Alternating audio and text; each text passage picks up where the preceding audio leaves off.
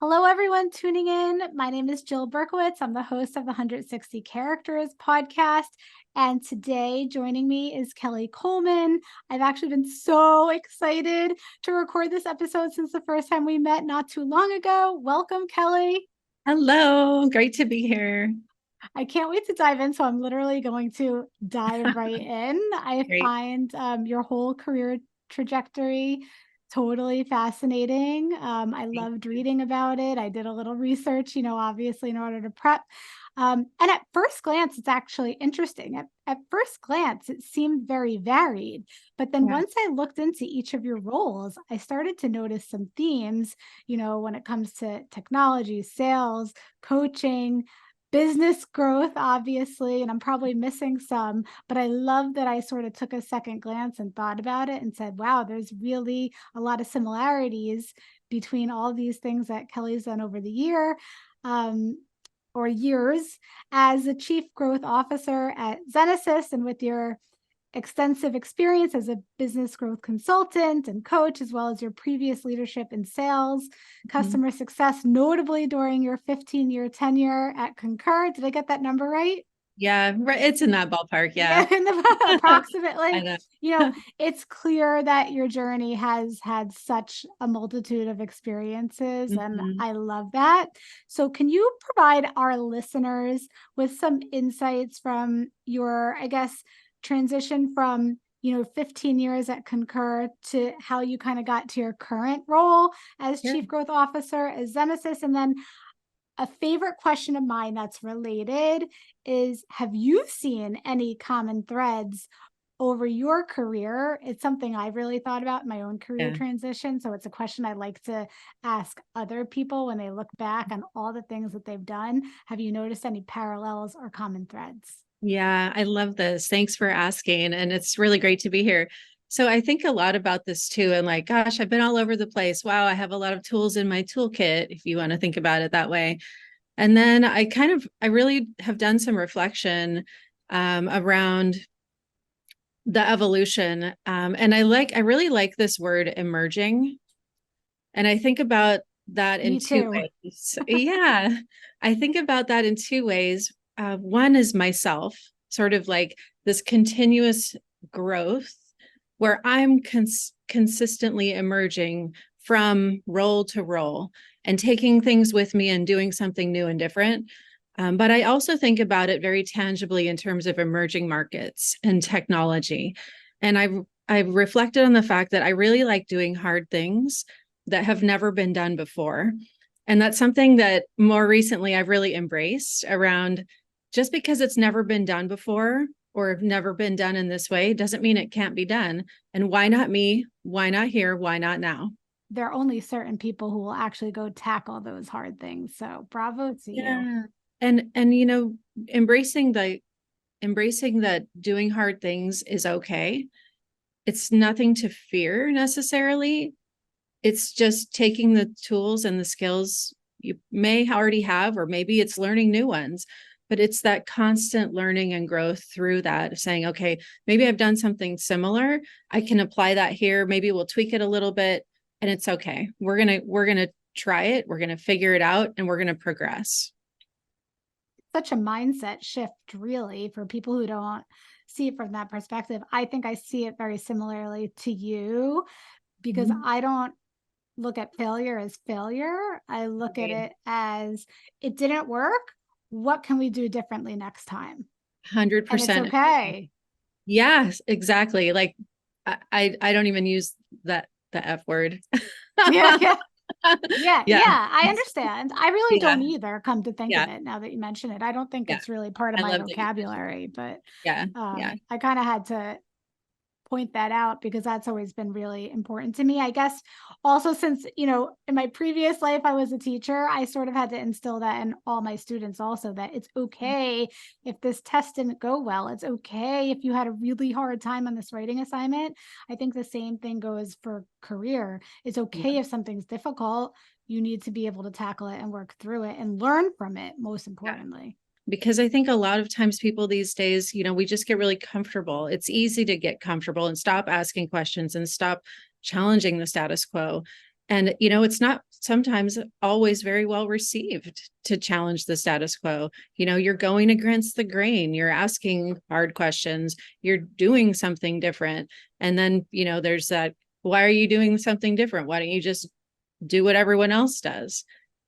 But that wouldn't be me, So I feel like I'm my best self when I get to embrace that. And likewise, when I'm working in a professional atmosphere, to be able to ask those questions and bring that to the table, because we are all unique. We all bring, our own values and ideas, and that's how we evolve, really, as humanity. You're going to inspire a lot of people. Thank you.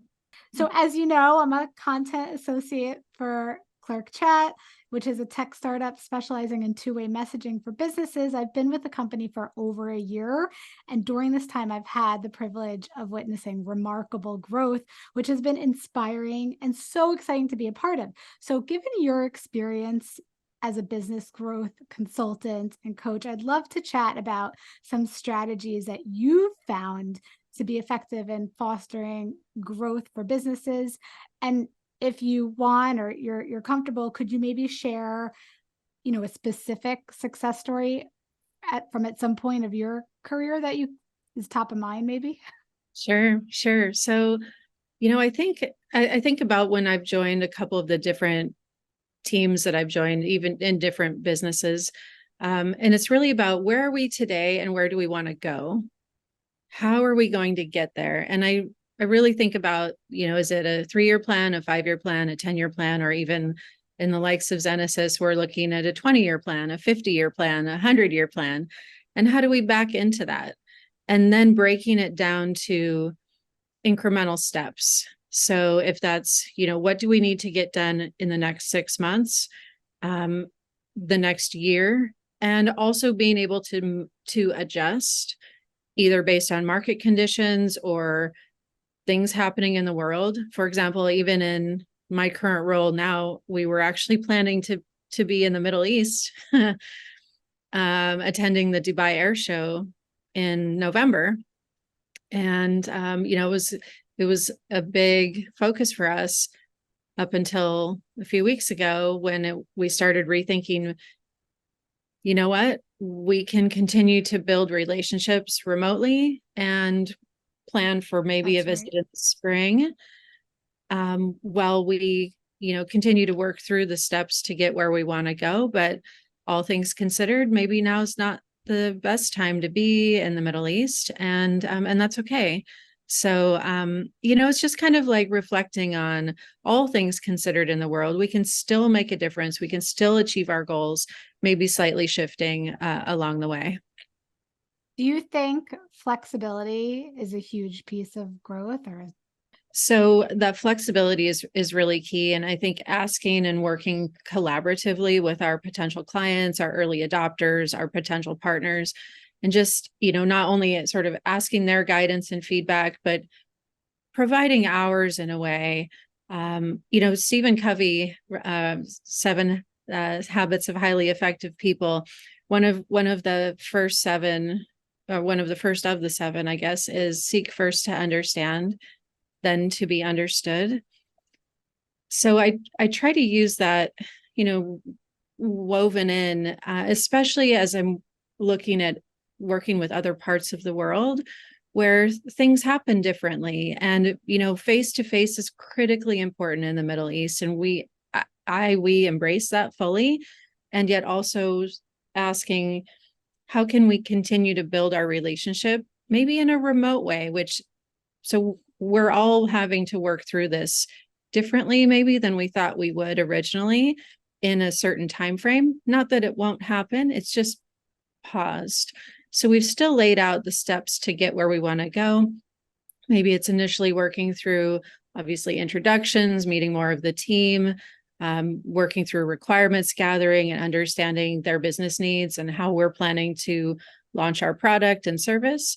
And then working through remotely as well, perhaps a letter of intent, memo of understanding, and then we can put a draft master service agreement in front and perhaps even deliver that in person in the springtime. So it is still executing the steps, maybe at some point we would have been in person to talk through a letter of intent, but now we'll just pause and we'll make that, a third step along with a site visit.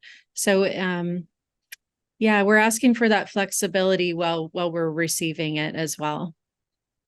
I'm going to keep the word pause in mind also, because I think it's very handy in situations when plans change. Yeah. Maybe sometimes we should look at it as a pause and a redirect. Yeah, agreed. I like that word. So I'm going to talk technology a little bit. I know that we're kind of excited about this. Are there any emerging technologies that you personally find particularly intriguing for businesses? The coolest technology I think I've ever worked on is what I'm working on here at Xenesis, which is our laser optic telecom. Telco as a industry has been around since the 40s, 50s, fiber in the ground. We started using, obviously, when I was a kid, we had phones that plugged into the wall with 20-foot cords and rotary dial. I was going to just ask, did you ever get to do the rotary? Because Totally I did. did. I loved it. Yeah. And dial tones. Dial tone. Yeah, all that. So, fast forward when I was in college, roughly was when I got my first cell phone, and it was not small and it was not a flip phone. And then, pagers kind of went by the wayside, and I don't know, those handheld devices that could do like Blackberries and things could do more than just phone calls, but then that kind of evolved as well. And so, the telco industry runs off of 5G today, and 6G is coming. But in terms of spectrum and capacity, you start to think about what can it do and how much can it enable. It's actually already tapped out, even though it hasn't been launched yet. If you think about like the freeway in Los Angeles, you can only build so much freeway, so many lanes, and it's already maxed. There's only so many cars that are going to fit on that, and there's really no room to build more. I mean, there could be more fiber laid, but it's really expensive, and there's lots of parts of the planet where you can't lay it because it's cost prohibitive. The terrain doesn't allow for it. It can be intercepted, interrupted, broken. There's all kinds of reasons why, if we think about where is 5 and 6G going, we start to think about what is the next evolution of telco? And that's where we come in. So laser optic telco, we're not using fiber in the ground, we're using lasers in space. And we have to be thinking about this, because what we have today isn't going to probably last another 50 or 100 years. And I'd like to think our planet will be around another 50 or 100 years, or hopefully more than that, right? So how do we plan for that? Where are we going as humanity, as an evolution of all of the needs that we have, technologies that don't even exist yet, things that haven't been built yet? We're not asking for less, we're all asking for more all the time. So if what we're doing today doesn't enable that, we have to build something that does. And that's where we step in with a 10G network. We actually just found out we may even be able to start at 20G and progress from there. So we're learning, we're testing, we're being flexible, and continuing to ask the hard questions so that what we do bring to market is really meaningful for a very long time. You actually almost pretty much answered my next question, because I was about to dive a little bit more into Xenesis. So I'm going to sort of shorten the question. But for anybody who's listening in, who's maybe not familiar with the company, this is an emerging tech. Maybe you can explain it to them in a way that I'm not able to, being that you're there every day. Yeah. So, even when I was getting back in touch with Mark LaPena, our CEO, I've known him since actually we worked together when he used to be at a company. He was a partner of mine when I was at Concur. And so we've known each other for several years, and getting back in touch with him and seeing the evolution of how he's helped build the business, it's been really amazing. It's really complicated, of course, behind the scenes. I mean, this is orbital mechanics at its finest. I am not an orbital mechanics expert. So for all the listeners out there and all of us who are like, I don't know what that means, I don't know how to embrace this, I'll break it down in a way that makes sense to me, and hopefully it will make sense for everyone as well.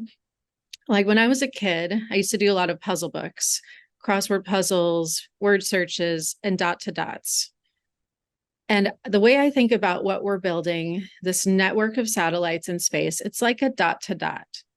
So imagine around the Earth, there's all these satellites in lower Earth orbit, and our network will connect them like the dot to dot, moving your data satellite to satellite, satellite to ground, as fast as we can move it to get your data wherever it needs to go, as fast as we can get it there.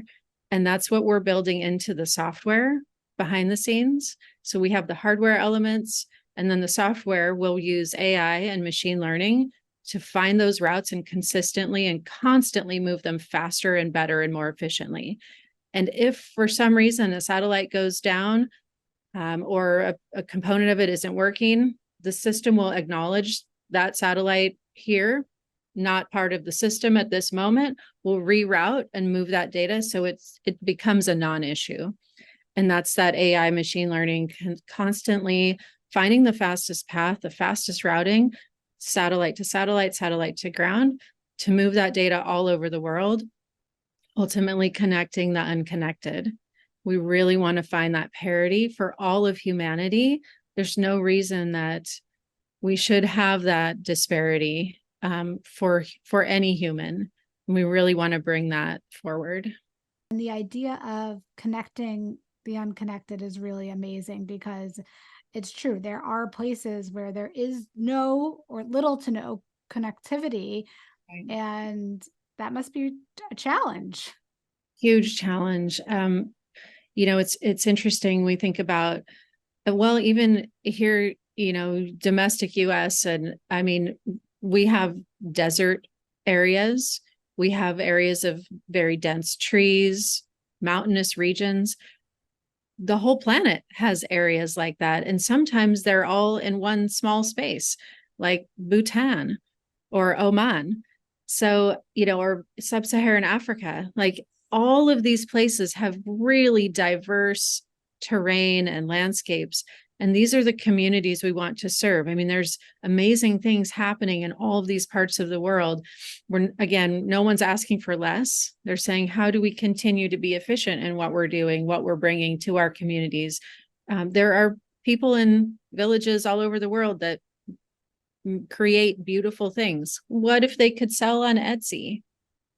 What if all of a sudden the global economy becomes bigger and different? We're empowering people. What if we can get children or students of any age online in a way that they couldn't before? If they can't get the bus to school because there is no bus, they're, walking just doesn't work. They had to help on the farm or bring in water or do whatever.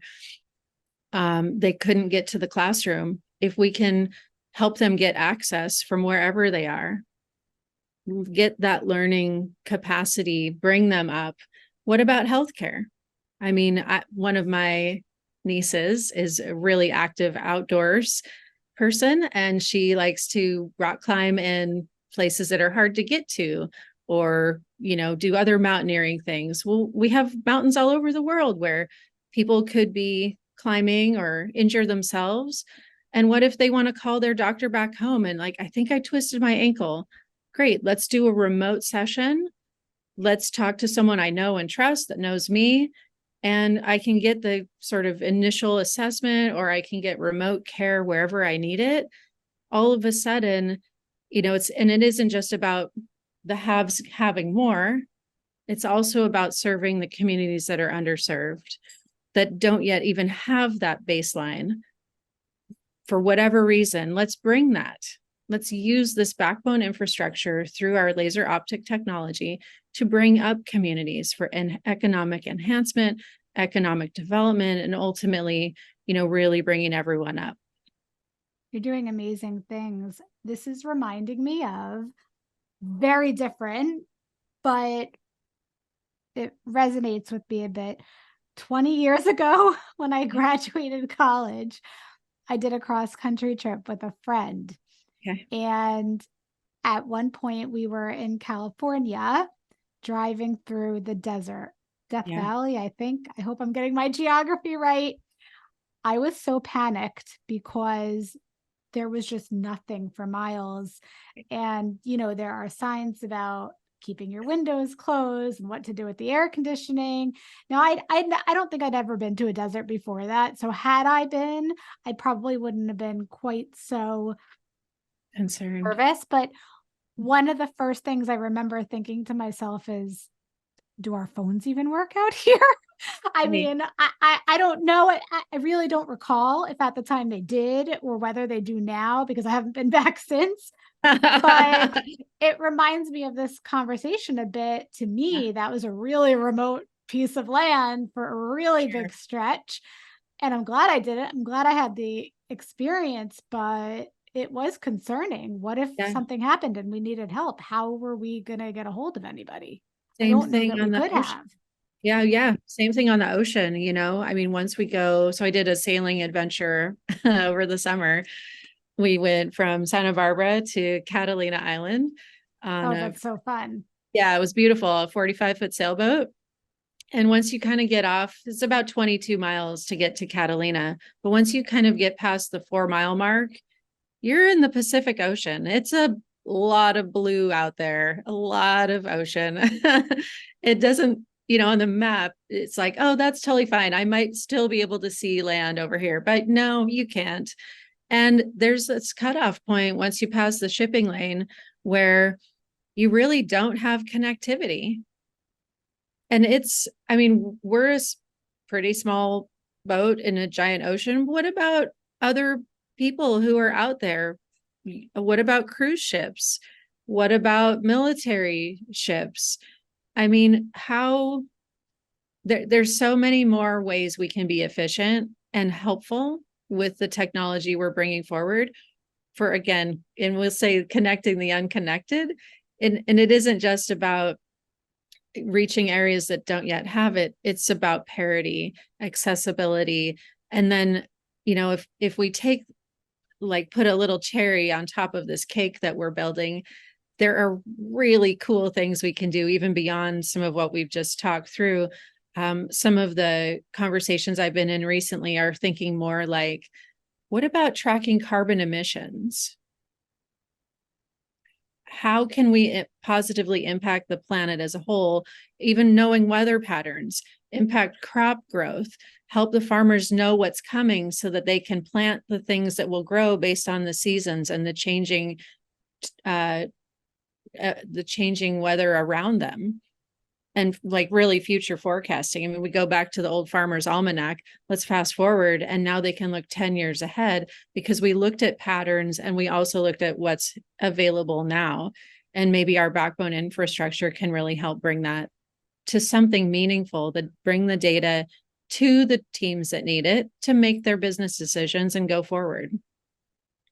I don't know what your brainstorm sessions look like or your method, or if you guys have like traditional, I'm going to say technologically up to speed whiteboarding sessions. Yeah. But if it was the old school traditional whiteboard, I mean, I just picture it full of color and ideas and thoughts and goals and all Yeah. these things that you want to tackle and accomplish. You mentioned a lot of industries and sectors, healthcare, military. I don't know that you mentioned education, but I'm thinking education. Sure. I guess off the top of your head, from your perspective and your experience, what industries or sectors do you think you would imagine it would first assist or help or be most beneficial for if you had to come up with like a few? Yeah. Well, I think initially we're finding alignment immediately with telco companies that want to move to the next level, and then also finding alignment with some financial institutions. Certainly healthcare, education, at all levels of education. I mean, there's a lot of online higher education right now as well. Correct. So we'll certainly be able to continue to embrace that. as well as, of course, younger generations that just need that basic access. Business economic development, allowing people to really like take in their own financial capacity and be able to sell things in a way that maybe they never had. I mean, even just fundamentals, making phone calls, right? Also, gaming and esports, anything, even supporting things like, well, esports now is an Olympic sport, and it's not going to be lessening over time. So we're really excited to be able to support entertainment and industry in that way. Carbon tracking, other like even farming, global farming, weather patterns, Earth observation. There's all different Such a kinds. wide span. It's pretty It is amazing. government entities, yeah, financial institutions. And I mean, we think about how many apps you have on your phone.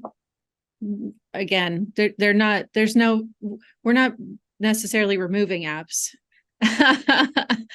We're all having things more accessible, more immediate. And with our infrastructure, we'll be able to support that.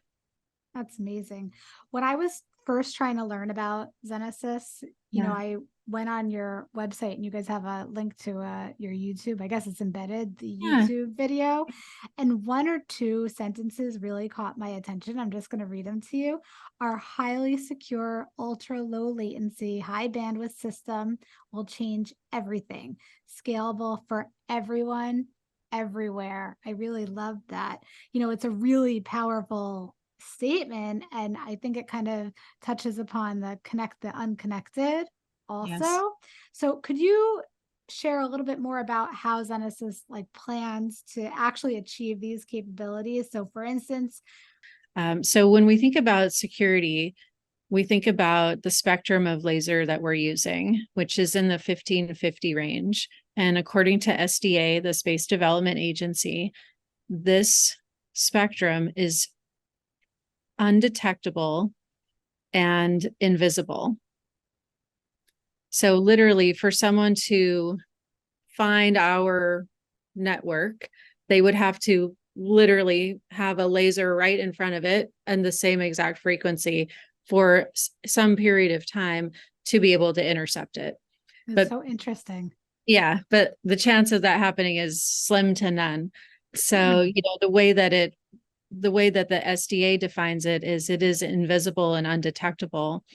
And, if you think about like the little red laser that maybe you play with your cat or whatnot, yeah, we're not even red. There's no way to see the transmission line that we're emitting. So when we think then about latency and what's the speed, I did a little research on this.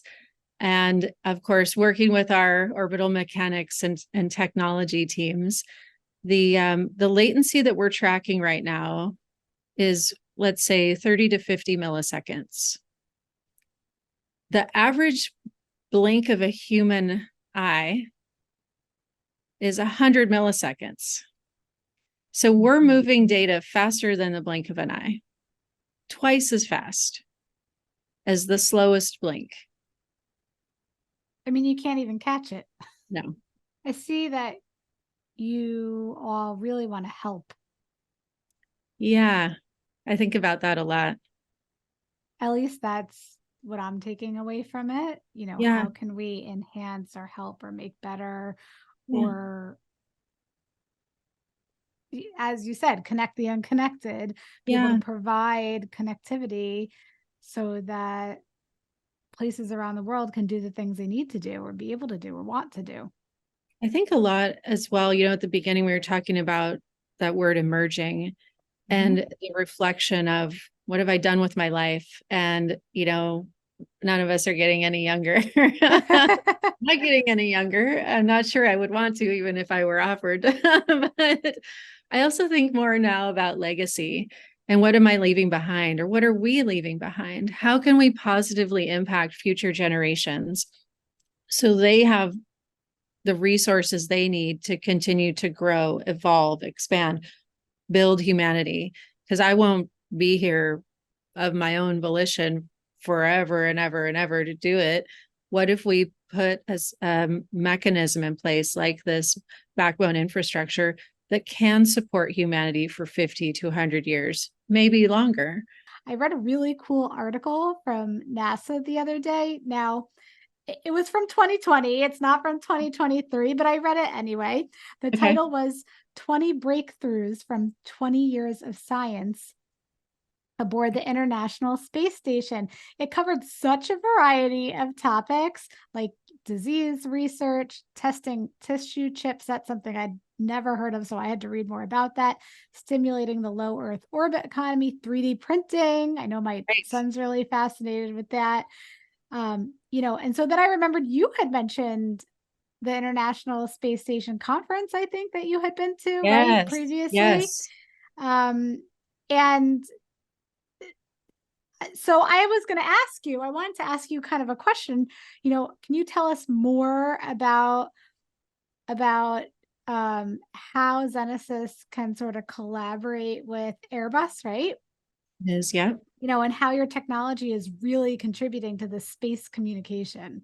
Yeah, for sure. In fact, I'll reference quickly an article that a web story we put out earlier this week and together with Airbus. And it's really referencing and it's something about the title is something like lasers in space aren't just for James Bond anymore.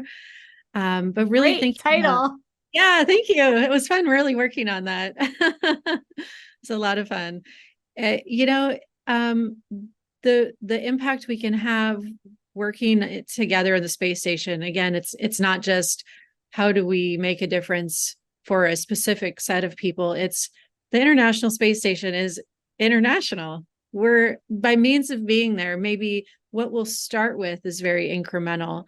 The first 12 customers that we bring on board the Bartolomeo platform with Airbus. But I think it's already becoming a bit of a stepping stone into other space agencies on a global scale. And how can we support them in their endeavors? And it's also, this is kind of mind blowing. So bear with me for a second.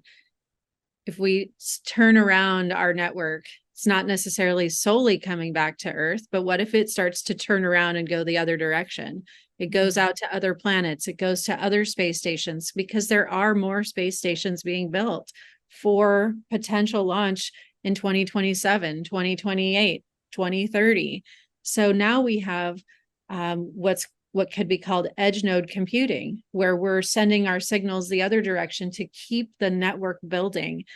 And now we have more dots and more stars in the sky, more dot to dots connecting and moving that data, maybe even faster and more efficiently, continuing to evolve and progress humanity.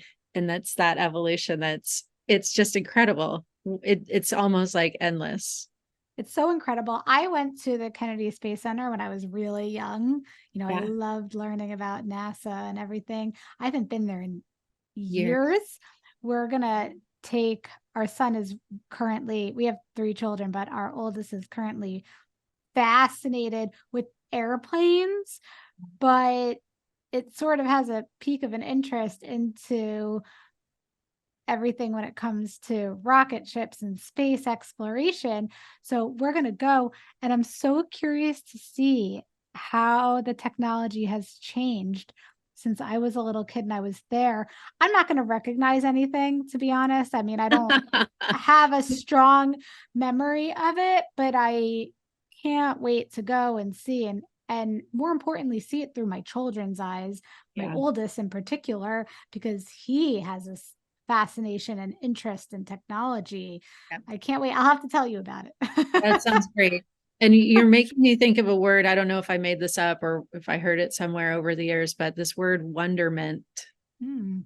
And it's like seeing the joy in someone's eyes, like it's Christmas morning or a surprise, a special surprise or something like that. It's like, wow, my world, my personal universe has just expanded because now I have these new thoughts or ideas or a new resource or something that's just blown my mind.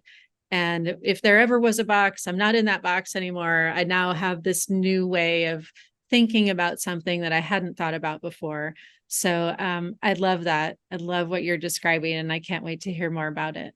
I'll definitely report back. I cannot believe that we're kind of coming to the end of our conversation. You have shared such valuable insights and experiences throughout everything today. I want to wrap up with a bit of a forward thinking question. And it's probably going to be a little bit multi part. So you can just pull from it whatever resonates or whatever you kind of think of.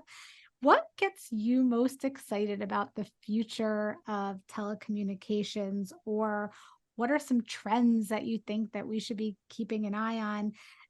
And this is actually my favorite part of the question. Do you think individuals and businesses need to gear up to embrace these changes, or do you think that we all already have? Oh, well, that's a loaded question. Yeah. You can take Okay. from it whatever you want. It Okay. was just what Okay. was on my mind when I was writing out the question. Yeah.